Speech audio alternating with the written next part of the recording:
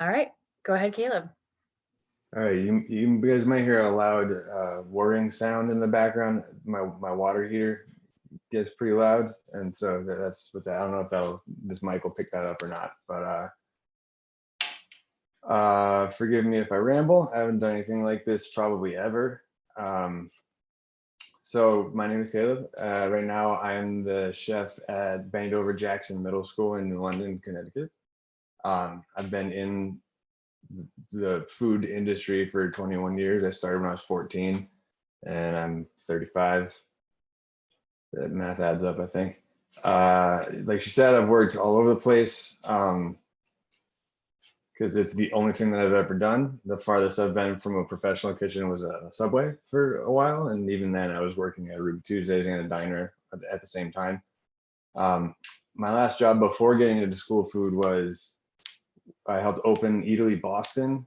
If anybody's familiar with Italy, it's a global Italian food outreach village. It's like a really fancy Walmart with a bunch of restaurants inside it. Everything's imported or made in house. It was a really cool experience, but I left there and I got into school food, and it's been amazing. It kind of saved my life. I found the school food position through a group called Brigade. I'm sure some of you guys have heard of Noma.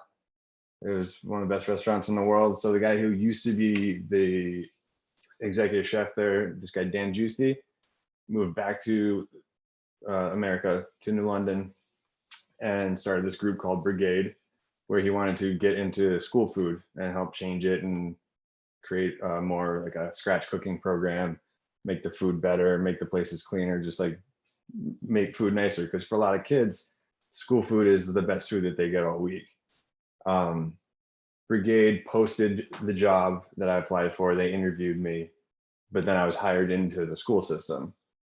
And I spent the first 2 years at elementary school, and now I'm at the middle school.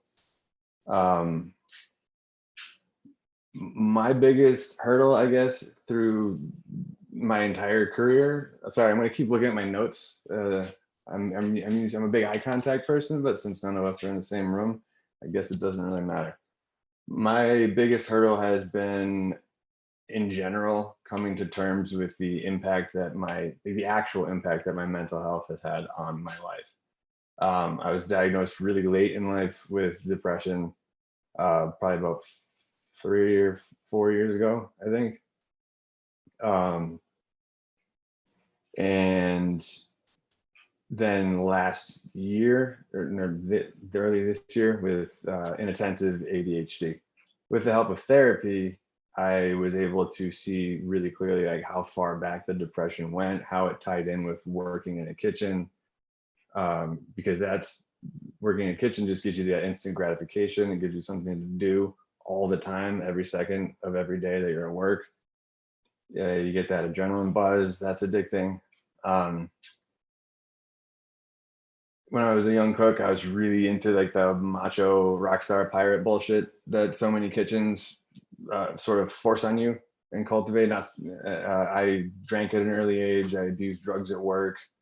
I was cooking for about 4 years before I got to a place where I kind of pulled my head out of my ass and showed any real promise or learned much about actual food. My very first job was a prep cook for a catering company at 14. And they left me and my friend alone in a kitchen with like there's open liquor cabinets, and we were smoking pot in the walk-in. It was just a mess. For the bulk of my career, I could definitely be called a workaholic. I gave 98% of myself to my job at every job, even Subway. Like it was just, and looking back, I can say that because of what was going on in my head with the depression and my self-image, by throwing myself into work, I could completely avoid dealing with any of that.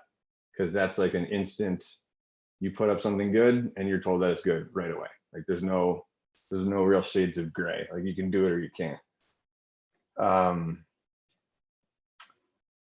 The image and like the lifestyle of being a cook, like I wanted that to be the only defining trait about me. Like I was so one dimensional to the point where I have a very clear memory of going out to get drinks with some of my wife's colleagues from a lab she was working in, and I was the only one there not from their lab. I was the only one there who was a cook, and I sat with my back to the wall, feeling so deeply like uncomfortable and not enjoying myself, and like I had nothing to offer to the conversation because none of them had ever cooked in a restaurant before, and so and I had never worked in a lab. Like I was not a scientist, so it was just a very very uncomfortable feeling. Um, so I was just obsessed. I was just obsessed with being a cook, and it didn't really help. Like I read Kitchen Confidential when I was 16, and I mean I'm sure you guys all know that book, Anthony Bourdain. That was the book that like really made him famous. Excuse me. And you know, I was a baby line cook. I thought that book was so badass. I was working in a brew pub. The older guys would give me beer before dinner service, in my water cup. So even though that book sort of catapulted me into the more negative aspects of this business, thinking that they were super cool, I'm really thankful for it because Bourdain became one of the greatest influences of my entire life. Like what that man did with his life, the ups and downs, like all the shit that he went through, the addiction, the divorces, and then he still created something that spanned the entire world. Like the amount of people's lives he touched was just like, it still blows me away. Like I have the logo from his cookbook tattooed on my leg. Most of my tattoos are really shitty, but that one I'm really proud of. And when he killed himself, I had already been in therapy for a little bit, but I wasn't taking it super seriously. But that really hammered home what like the scary reality of what mental health can actually mean, because like you look at his life, it was amazing, and he still had to go. And so that got me really scared for myself, for my friends, some of whom I know who are like suffering from like similar things. And it really made me like put my head down and focus on the treatment and medication. And my rock bottom of my career probably was when I was fired. My very first executive chef job, I have had two. And the first one I got fired after about 2 years. It was billed to me as like a great job for a beginner chef. But what it was this tiny restaurant that had been open 5 years earlier by three really close friends. One of them was the chef. They parted ways on really bad terms. And this guy ran the whole place out of his head. Like there was no inventory system. There were no records. The place was grimy. The chef was more concerned with getting stoned with his cooks on the job than he was with building like the skeleton of what you would need to run a restaurant. So I went through this intense interview process. I got the job. And then all of a sudden it was like I got shoved into the deep end of the pool with weights in my shoes. Like I was just flailing. I wasn't allowed to hire a sous chef for over 8 months. There was constant pressure to change the menu weekly, but to get a proper inventory system up and running, change the menu, but then stop spending so much time in the office, spend more time in the kitchen with the cooks. Like it was just, they were pulling me back and forth from the day one. And I was just sinking really fast. I very quickly became like a sullen, angry version of myself. I was not putting out good, I was putting out good food. Like I'll stand by the food that I made at that place, but I was being a shit manager. And while it wasn't all my fault, I'm sorry, I'm cursing a lot. I don't know if you guys will need to beep that out when you put it on my website or, so I was putting out good food, but I wasn't being a good manager. Or husband. I was not being a good husband or partner. Like this happened right before we had our first child, and then I got fired, and that just tipped me over the edge into a really long, slow spiral downward. And the background depression that I had never acknowledged just came rocketing forward. And instead of being like a rock for my wife after we had a kid, she wound up having to take care of me because I could barely like function as a human. Like that shook me to my core, that like I finally got this job and then I got fired. And I just didn't see it coming, even though I brought a lot of it on myself. The outward signs of the depression, that like the way I was broadcasting myself to the world, but not understanding it or registering it, has followed me still to this day. Um, I'm often asked like, what's wrong? Are you angry? I often show signs of emotion I might actually be feeling, but not register it. Um, it's feedback I've gotten from multiple jobs. Excuse me. I finally realized it was a problem after being fired, and I noticed how it was affecting my relationship. Like uh, that's what really tripped the alarm for me. Like if it hadn't been for my marriage being affected so deeply, I don't think I would have even tried the first time that I did therapy. Like I wouldn't have even taken that step. Um, if it wasn't for my wife, I wouldn't even be here today. I would still be back working at the brew pub in Connecticut, in Willimantic, Connecticut, and not treating my issues or bettering myself. I'd probably be alone. I'd probably be an alcoholic. Um, it's been a long, painfully slow road back to a comfortable spot, like mentally. But a few things have helped me. Like I said, the main one is my wife. She's a very, very loyal, understanding, patient person. Um, I can't imagine how frustrating it can be for somebody to like the problems I have with processing like emotion and input from the world are very frustrating for her to watch. And it makes it so like I'm often not a constructive part of running like the partnership that is supposed to be like a relationship or a marriage. She always encourages me to find time for self-care, to better myself. Um, moving backwards a little bit, I guess in my late teens, I was smoking pot and drinking, and then in my late teens, I started abusing painkillers pretty heavily. I became physically addicted to them for like a little over 2 years, maybe 3 years. Um, I've and luckily I didn't have to go to rehab. I was able to wean myself off of them. I never did heroin, but like I lost a couple friends to it.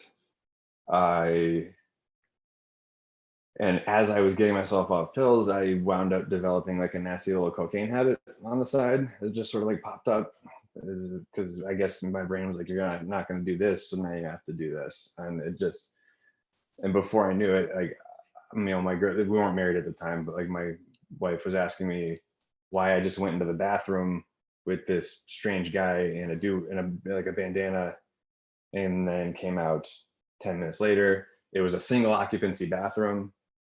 So like my slick idea of like, let's go into the bathroom and do a drug deal. There was only one toilet in there. Like, so everybody in the whole bar saw me go in there with this other guy. Like that's where my head was at. As I'm sure some of you guys might know, it's so easy to make substance abuse just another part of your life in this industry, in the restaurant industry. At the brew pub that I worked at, they had a policy of you could sign your tab at the bar instead of paying for it, and they would deduct it from your paycheck, which is convenient if you don't carry cash, but it's also super dangerous because you get one free beer every night, and then why not have six more and a shot? When I got my tax returns, the first year there, when I was the illegal drinker, and I saw how much money had gone to my house account, it was really upsetting. I was drinking away a lot of my hard work, but like that, so it's just sneaky. And it wasn't like a deliberate, like they weren't trying to foster addiction in their employees. It was just meant to be something like convenient, but it enabled a lot of really negative behavior.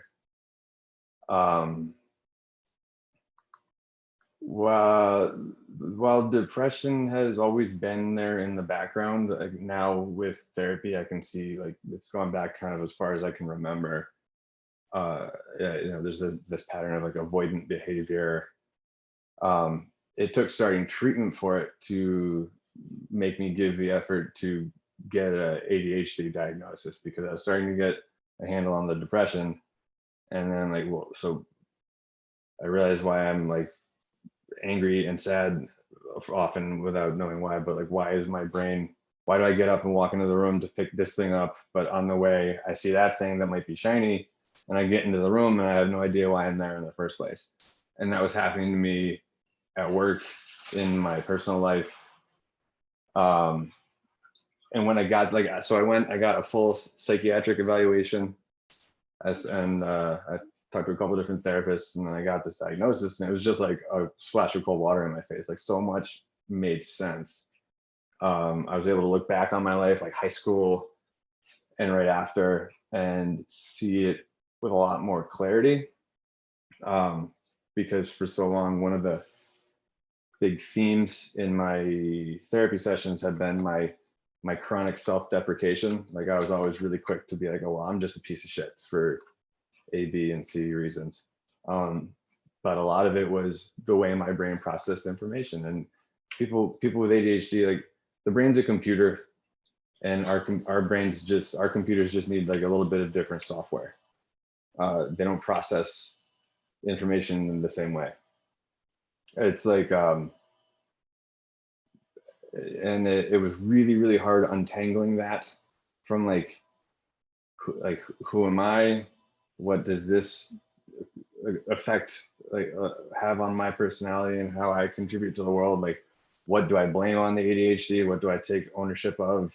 And it's actually only in the last couple of months that I was able to realize, like, I need to stop looking for reasons to point fingers at, and just look forward, just look for systems that work for me, and stop being like, oh, well, I was this kind of a mess because I just couldn't pay attention in the way that everybody needed me to, or something. Like, I just forward, always forward.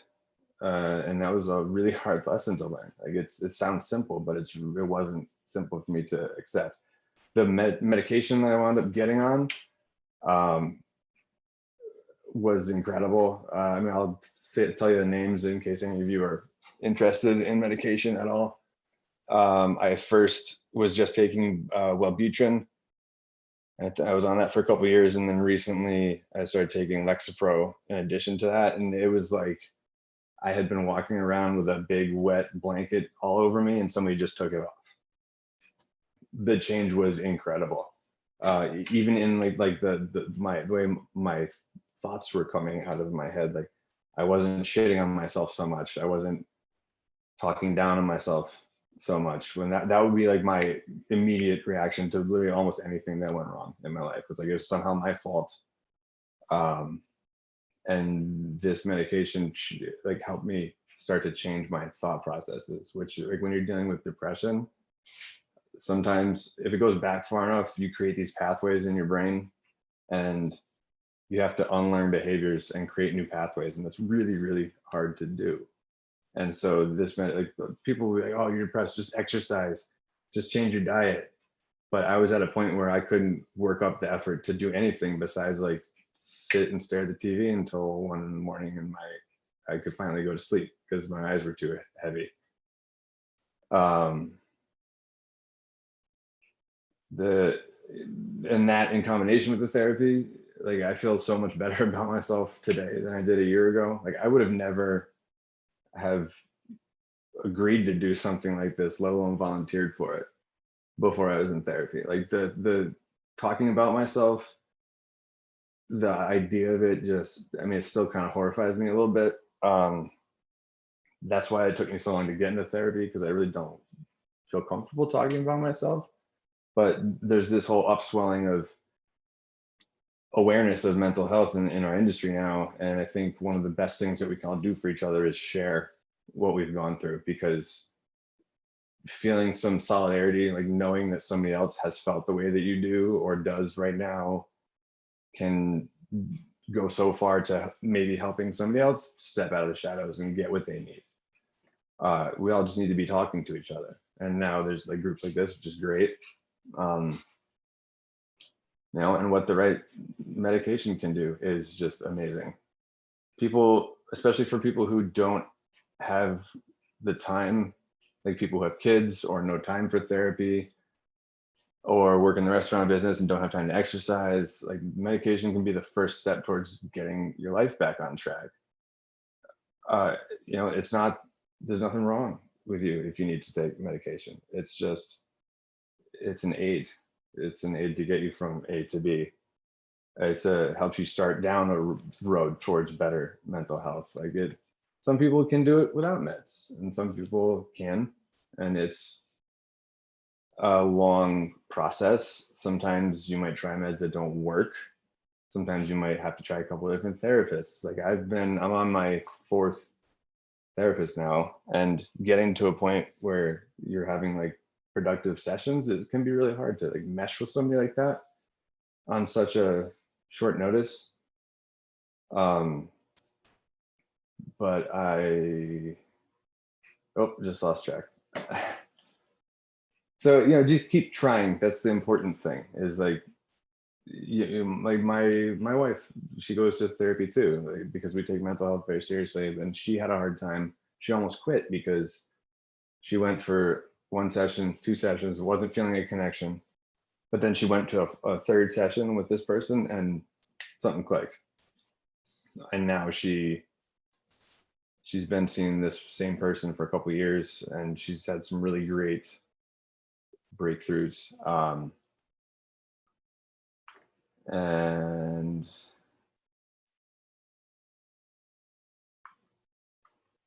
sorry. So yeah, I've been in school food for 3 years now, and it probably saved my marriage. Like I went from working all holidays, working nights and weekends, to being home by 3:30.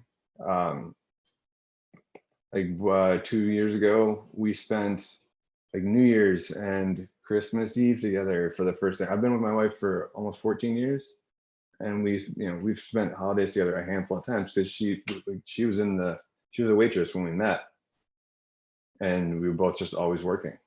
And now like I get to see my family, and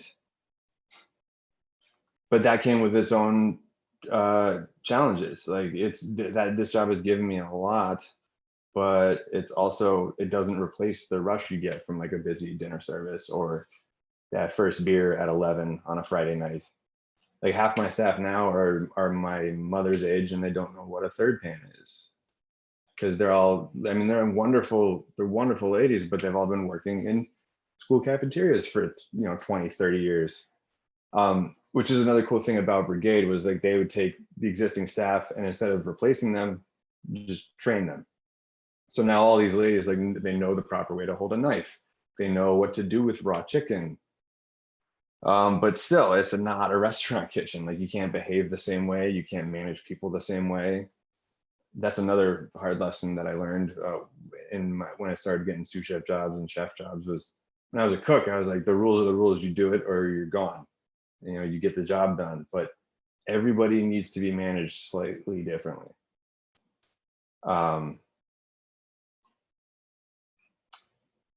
I think that the best tool that I've found out of all of this is mindfulness. That's something that's come from therapy.